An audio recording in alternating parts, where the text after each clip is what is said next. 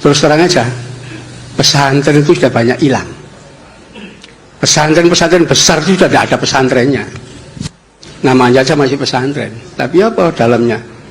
Ada MI, Sanawiyah, Aliyah, sekolah tinggi agama. Itu sekolah itu, bukan pesantren. Ya. Kenapa? Mengaji Sorokan Bandongan sudah tidak ada. Tinggal. Ya, beberapa kali lihat tuh. Justru pesantren itu di situ. Ya. Saya bicara soal sistem pesantren. Kenapa? Saya dulu tahun 89 itu ngambil S2 di IKIP Pendidikan. Tesis saya tentang pesantren. Ya. Pesantren itu sistem pendidikan modern. Kenapa? Ciri modern itu liberal, pragmatis. Itu ciri orang modern. Pesantren itu paling liberal. Kenapa? Nggak ada absensi kok. Ya. Sekolah belajar karenmu, nggak belajar karenmu. Ya. Loh, nggak ada itu absensi. Oh, ini nggak masuk sekian, boleh. Nggak masuk, nggak ikut mata pelajaran juga boleh. Nggak ada seragam, itu nggak ada. Ya. Beda pendapat dengan guru boleh, bahkan disediakan Basul Masail untuk beda pendapat. Sekolah gak mungkin. Ya, mulai SD sampai S3 itu ya harus manut gurunya. Ya. Begitu mahasiswa gak manut dengan dosennya, gak lulus. Di pesantren boleh. Ya. Dari di situ liberal sebetulnya dan cara berpikirnya pragmatis. Ya. Itu. Jadi kalau kita lihat usul fikih itu kan pragmatis sekali itu. Ya. Penetapan hukum-hukum itu pragmatis. Gitu. Jadi ini orang yang tidak dipahami itu karena tidak paham sistem pendidikan. Kalau paham sistem pendidikan, orang akan mengetahui bahwa pesantren itu jauh lebih baik dibanding schooling system. Itu nanti kita bisa baca polemik kebudayaan. Ya. Di mana tahun 1936 Ki Hajar Dewantoro dan Dr. Sutomo sudah menyatakan sistem pendidikan nasional yang cocok untuk bangsa Indonesia, pesantren. Ya. Ternyata saat itu Belanda ketakutan. Loh, pesantren itu selalu berontak ya. Ya. Ini luar biasa ini kalau sampai jadi pendidikan nasional, nggak lama terusir. Ya. Disitulah oleh Belanda dimunculkan pegawainya dia yang dipercaya. Namanya Sultan Takdir Ali Sabana. Ya, dia diangkat menjadi direktur Balai Pustaka, penerbitan percetakan terbesar milik pemerintah Belanda. Disitulah Sultan Takdir menulis tulisan-tulisan bahwa pesantren itu sekolah primitif, ya, yang menolak modernisme dan seterusnya. Di situ muncul pesantren itu tempatnya orang bodoh-bodoh, ya, primitif, tidak maju menolak modern. Dr. Sutomo, sekolah itu justru nanti mencetak kuli, mencetak buruh, ya, itu tulisan Dr. Sutomo.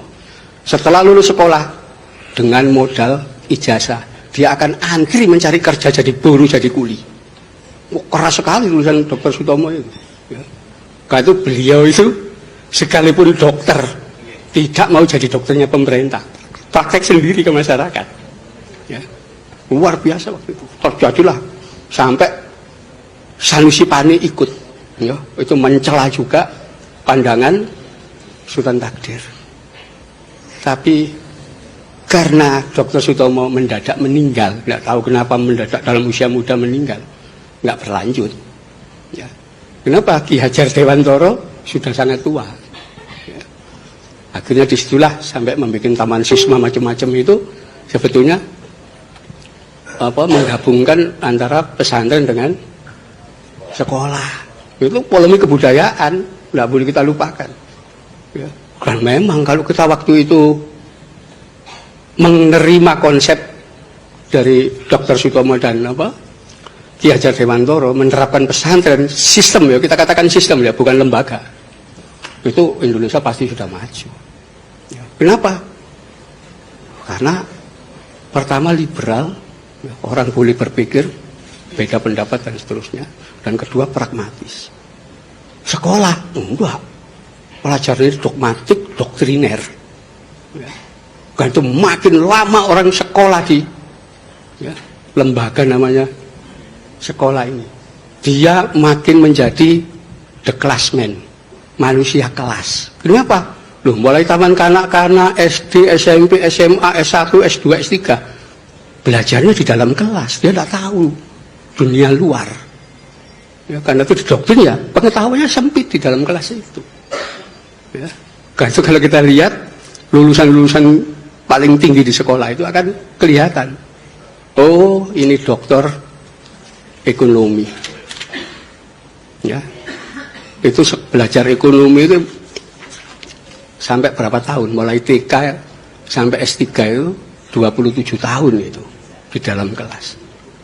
Karena itu ketika mereka diminta, Bapak dokter yang pakar ekonomi, bisa tidak menerapkan, mengaplikasikan pengetahuan ekonominya dalam dunia real? Nggak bisa, teori pintar. Ya. Kenapa?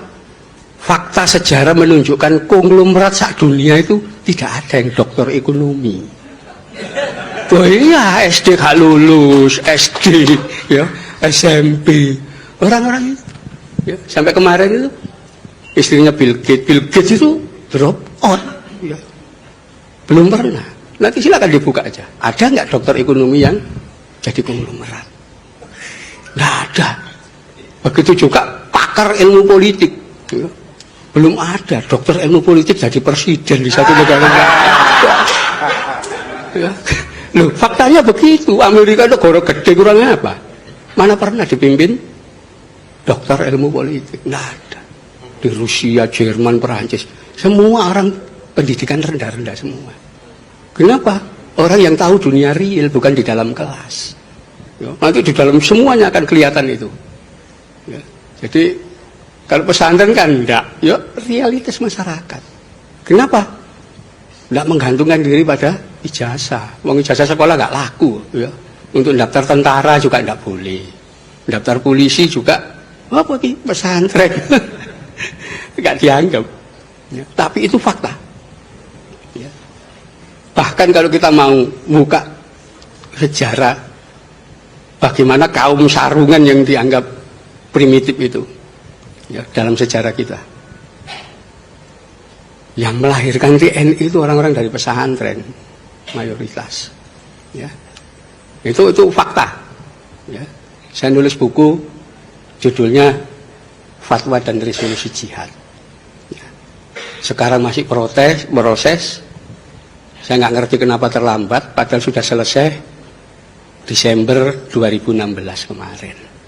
Sampai sekarang ini nunggu. Kata pengantar aja belum selesai. Ya, harusnya sudah dibaca semua orang. Ya, bahwa yang melahirkan negara ini itu adalah golongan dari pesantren. Termasuk yang membidani lahirnya TNI.